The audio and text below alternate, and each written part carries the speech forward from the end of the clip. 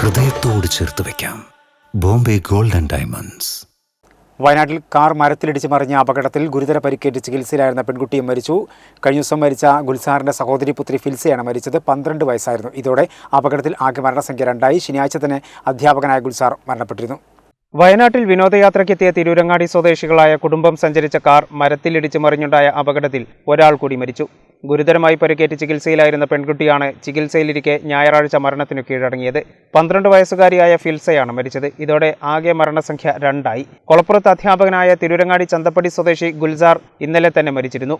ഗുൽസാറിന്റെ അനുജൻ ജാസിറിന്റെ മകളാണ് ഫിൽസ. കുടുംബാംഗങ്ങൾക്കൊപ്പം 2 കാറുകളിലായി വയനാട്ടിലേക്ക് തിരിച്ച സംഘം സഞ്ചരിച്ച ഒരു കാറാണ് നിയന്ത്രണം വിട്ട് മരത്തിലിടിച്ചത്. ഗുൽസാറാണ് കാർ ഓടിച്ചിരുന്നത്. ഉറങ്ങിപ്പോയതാകാം അപകട കാരണമെന്നാണ് നിഗമനം.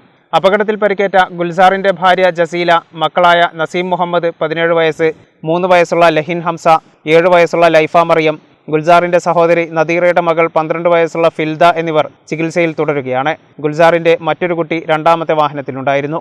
ഉംറ നിർവഹിച്ച് പെരുന്നാൾ രാത്രിയാണ് ഗുൽസാർ നാട്ടിൽ തിരിച്ചെത്തിയത്. ശനിയാഴ്ച രാവിലെ കുടുംബത്തോടൊപ്പം 2 കാറുകളിലായി വയനാട്ടിലേക്ക് യാത്ര തിരിച്ചു. ബാണാസുര ഡാം സന്ദർശിച്ച ശേഷം കാരാപ്പുഴയ്ക്ക് പോകും വഴിയാണ് ചെന്നലോട് വെച്ച് അപകടമുണ്ടായത്. 2 കാറുകളിലായി 12 പേരുണ്ടായിരുന്നു.